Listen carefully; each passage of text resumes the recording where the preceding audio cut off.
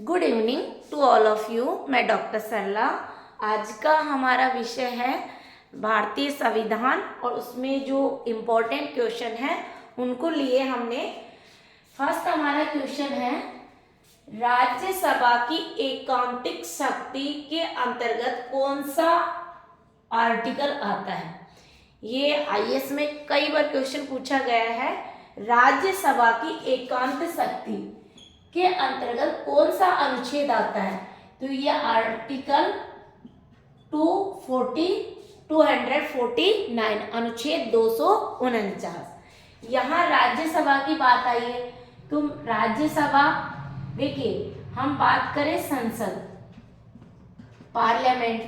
अब पार्लियामेंट के पार्ट्स 3 हो गए, राष्ट्रपति,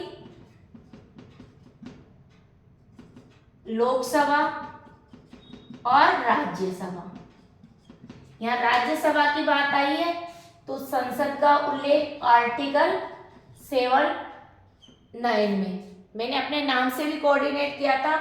फिर वैसे राज्यसभा 80, लोकसभा 81 और राष्ट्रपति भाग 5 आर्टिकल 52 से 62 तक। ओके, हमें राज्यसभा की आई है यहाँ आर्टिकल 249 है। अब राज्यसभा के बारे में जान लेते हैं। राज्यसभा की संरचना कह दीजिए या गठन आर्टिकल 80 में उल्लेख किया गया है। एक तो ये आपको ध्यान, राज्यसभा उच्च सदन है, स्थायी सदन है, कभी भंग नहीं होती है। इसके जो 2/3 सदस्य प्रतिवर्ष रिटायर्ड हो जाते हैं और 2/3 सदस्य रिटायर्ड हो जाते हैं, ये ध्यान रखना। और इसको नॉमिनेट कर लेते हैं। ये ऐसे नहीं है कि जिस तरह से हमारे लोकसभा में चुनाव होते हैं। और इसका जो कार्यकाल है वो 6 वर्ष का होता है।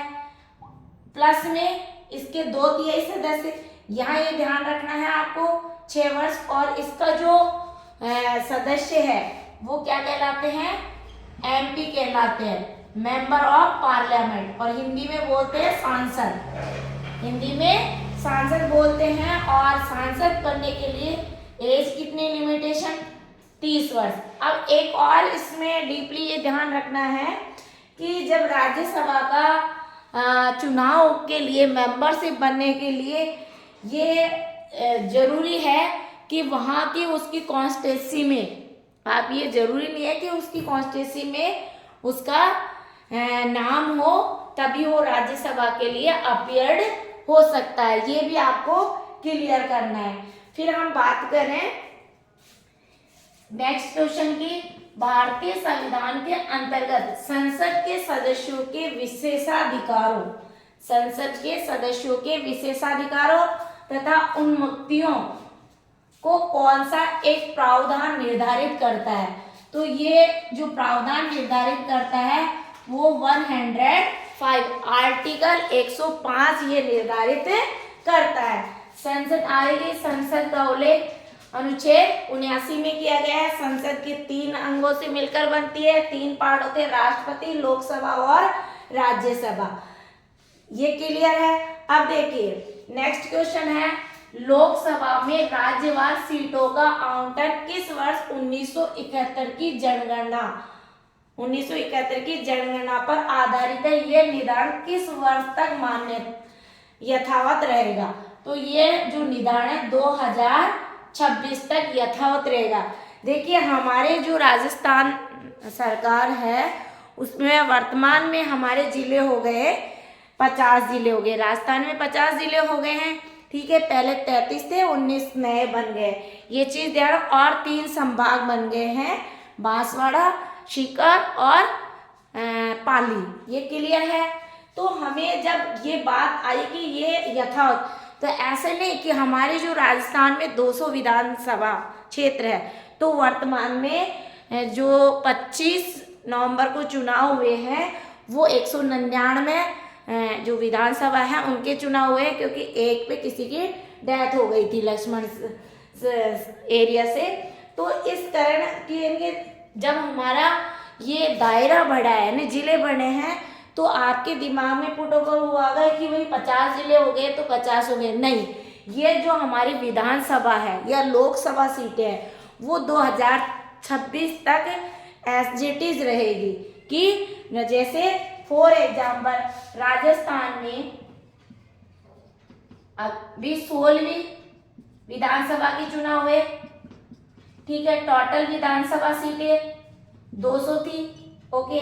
199 सीट, एक जो एरिया था लक्ष्मण से वहां पे डेथ हो गई, इसलिए वर्तमान वहां होंगे चुनाव, लेकिन बाद में तो हमारे 199 सीटें पर हुए। लोकसभा में कितनी सीटें होती है?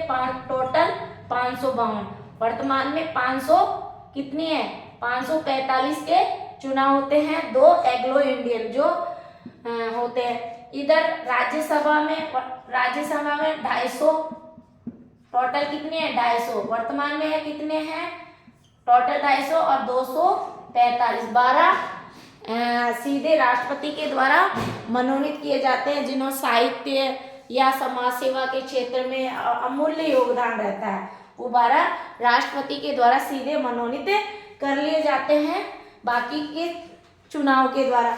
तो ये चीज आपके क्लियर हो गई। तो जो वर्तमान में ये जो सीटें हैं वो 2026 तक फिक्स रहेगी। क्लियर? भारतीय संविधान के भाग, हम यहाँ पे देखिए भाग फर्स्ट आर्टिकल 1 से 4 तक उल्लेख किया गया है।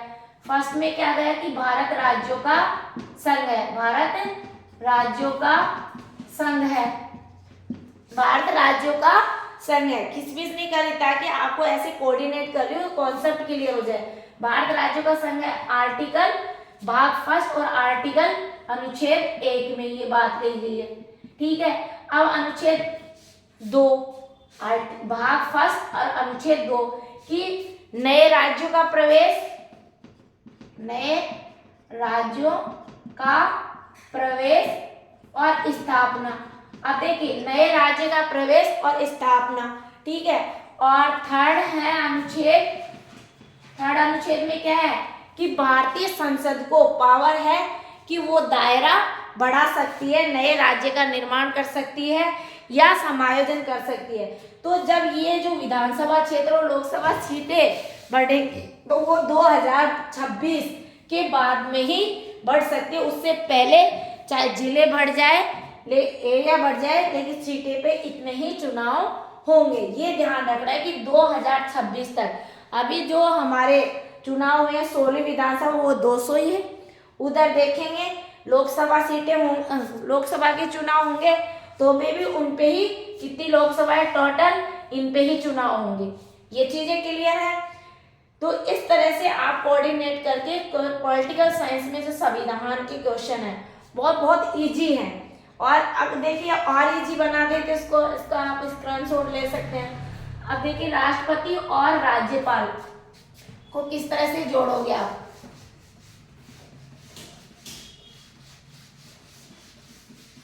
आर्टिकल बहुत ही इजी है। अगर आप आर्टिकल से जोड़ के चैप्टर को पॉलिटिकल को पढ़ते हो तो डीपली जो हमारी गवर्नमेंट है उसके बारे में भी अच्छा समझ में आ जाएगा।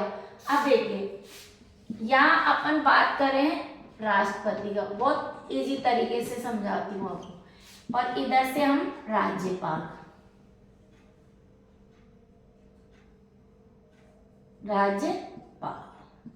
अब देखिए भाग 5 और भाग 6, यहाँ आर्टिकल 52 से लेकर 62 तक। यहाँ हम बात करें अनुच्छेद 152 से 162 तक, कोई डाउट ही नहीं है। अब देखिए अनुच्छेद 52 में क्या कहा गया है कि भारत का एक राष्ट्रपति होगा, अनुच्छेद 152 में परिभाषा, अनुच्छेद 153 में प्रत्येक राज्य में एक राज्यपाल होगा। अब देखिए अनुच्छेद 53 में कहीं रटने वाली बात ही नहीं है। अनुच्छेद 53 में कहा गया है कि भारत का एक राष्ट्रपति होगा, 52 में और 53 में कार्यपालिका शक्ति किस में निहित होगी? राष्ट्रपति में। राष्ट्रपति में कार्यपालिका शक्ति राष्ट्रपति में निहित होगी। ये क्लियर? यहाँ पे अनुच्छेद 154 में राज्यपाल में कार्यपालिका शक्ति निहित होगी।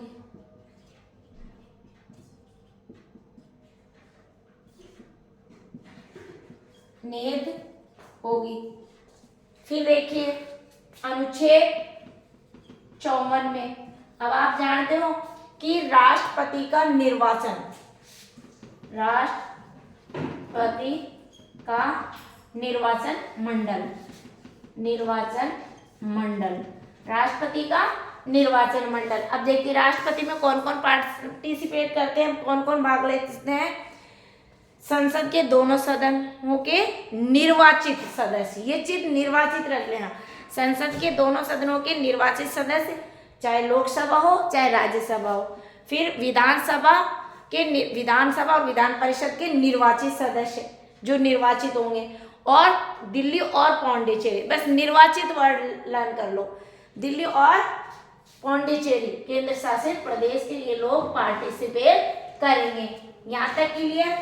यहाँ पे अनुच्छेद 155 क्या कहता है कि राज्यपाल की नियुक्ति कौन करेगा? राज्यपाल की नियुक्ति राष्ट्रपति के द्वारा, नियुक्ति राष्ट्रपति के द्वारा की जाएगी। ये क्लियर? अनुच्छेद 155 राज्यपाल की नियुक्ति राष्ट्रपति के द्वारा की जाएगी।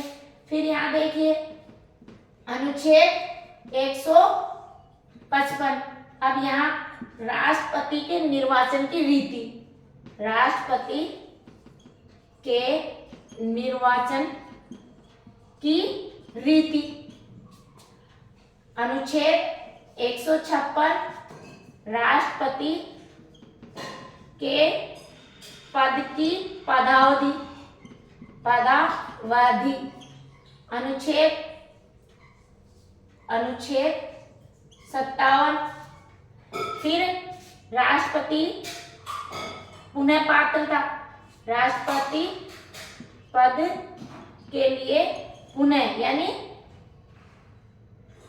पुनः पात्रता, यानी दोबारा भी वो राष्ट्रपति बन सकता है। बहुत ही अच्छे और कोऑर्डिनेट करके समझेंगे तो ये बिल्कुल भी भूलेंगे। राष्ट्रपति पद के लिए पुनः पात्रता यानी पुनः राष्ट्रपति बन सकता है। फिर अनुच्छेद 58 में राष्ट्रपति पद के लिए योग्यताएं, अर्हताएं।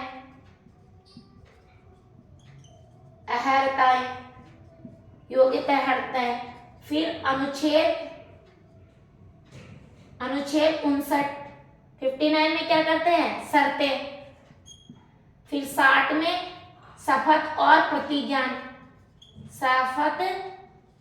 प्रतिज्ञान, ऐसे याद रख लो। 61 में, अब देखिए यहाँ थोड़ा समझना है, राष्ट्रपति पर महाभियोग, ये कई बार आ जाता है महाभियोग। और 62 में क्या है कि मान लीजिए आकस्मिक दृष्टि से राष्ट्रपति की डेथ हो गई, वो पद रिक्त हो गया, तो उस पद भरने के लिए अपन कार्यवाहक बनता है कि नहीं? तो उस व्यक्ति को कार्यवाहक बनाया तो कितने समय के लिए बनाया है, और निर्वाचन होंगे तो कितने समय बाद निर्वाचन होंगे, ये 62 में उल्लेख किया गया है। यहाँ देखिए राज्यपाल की नियुक्ति 155 में राज्यपाल की नियुक्ति कौन करता है? राष्ट्रपति। फिर बिल्कुल सिर्फ 156 में कार्यकाल, रटने की जरूरत नहीं है।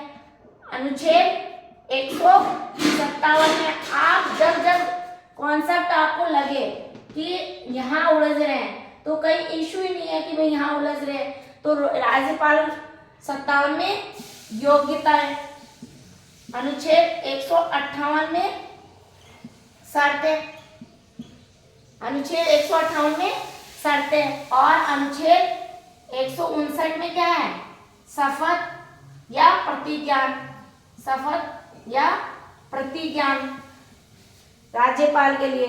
और यहाँ देखिए 160, आर्टिकल 160 राज्यपाल के कर्तव्यों का निर्वहन, राज्यपाल के कर्तव्यों का निर्वहन। और अनुच्छेद 161 में क्या कहता है, अनुच्छेद 161 क्षमादान, कि केवल राज्यपाल मृत्यु दंड को माफ नहीं कर सकता, बाकी क्षमा कर सकता है। किसी भी की जो है सजा हो उसको कम कर सकता है, बढ़ा सकता है, घटा सकता है। तो ये 161 में क्षमा की बात कही गई है। और अनुच्छेद 162 क्या है, अनुच्छेद 162 है कि राज्य की कार्यपालिका शक्ति का विस्तार। ये कई बार आ चुका है एग्जाम में, वेरी मोस्ट। अनुच्छेद 162 राज्य की कार्यपालिका शक्ति का विस्तार, शक्ति का विस्तार। देखो अब इसमें बस ये दोनों कंपैरिजन करके आपको ऐड करके लर्न करेंगे तो कहीं पे भी नहीं भूलेंगे। हम एक तरफ किसको डालेंगे, प्रधानमंत्री को, दूसरी तरफ मुख्यमंत्री को, ऐसे कंपेयर तुलनात्मक अध्ययन करके करवाएंगे ताकि आपको यहाँ कोई कंफ्यूजन नहीं हो। और देखिए अगर यहाँ तक ये अनुच्छेद मैंने बताया आपको, भाग 5 52 से 62 राष्ट्रपति का उल्लेख, भाग 6 अनुच्छेद 152 से 162 तक किसका है, राज्यपाल का। अब देखिए 63 में हम यहाँ बात करें, अनुच्छेद 63 में तो देखिए राष्ट्रपति को सहायता और सलाह देने के लिए एक मंत्री परिषद होगी। अनुच्छेद 63 में क्या कहता है कि राष्ट्रपति को सहायता और सलाह देने के लिए, सहायता मशविरा देने के लिए एक मंत्री परिषद होगी सलाह मशविरा के लिए, जिसका प्रधान कौन हो गया, प्रधानमंत्री। ओके, यहाँ अनुच्छेद 163 में क्या बात कही गई है कि राज्यपाल को सहायता और सलाह मशविरा देने के लिए एक मंत्री परिषद होगी, जिसका मुखिया कौन होगा, मुख्यमंत्री। क्लियर। अनुच्छेद 164 में प्रधानमंत्री की नियुक्ति, अनुच्छेद जिसका प्रधान मुखिया, किसका, केंद्र का मुखिया, या ऐसे कहे केंद्र नाम मात्र कौन होता है, राष्ट्रपति, वास्तविक कौन होता है, प्रधानमंत्री। तो अनुच्छेद 164 में क्या कहता है कि जो प्रधानमंत्री है, लोकसभा में जो बहुमत दल का नेता होगा उसको राष्ट्रपति के द्वारा प्रधानमंत्री की नियुक्ति की जाएगी। इधर अनुच्छेद 164 क्या कहता है कि विधानसभा में जो बहुमत दल का नेता होगा उसको मुख्यमंत्री बनाया जाएगा, किसके द्वारा, राज्यपाल के द्वारा। तो क्लियर। यहाँ अनुच्छेद 164 में राज्यपाल के द्वारा मुख्यमंत्री की नियुक्ति की जाएगी। यहाँ अनुच्छेद 64 में, केवल 64 की बात कर रही हूँ, तो राष्ट्रपति के द्वारा किसकी नियुक्ति की जाएगी, प्रधानमंत्री की। तो ऐसे कंपैरिजन करके है अगर हम पॉलिटिकल साइंस को पढ़ते हैं तो बहुत ही इजी है। Thank you so much. और प्लीज़ आपको अच्छा लगे तो शेयर करें ताकि और भी स्टूडेंट लाभान्वित हो सके और अपने पढ़ाई पर फोकस रखें।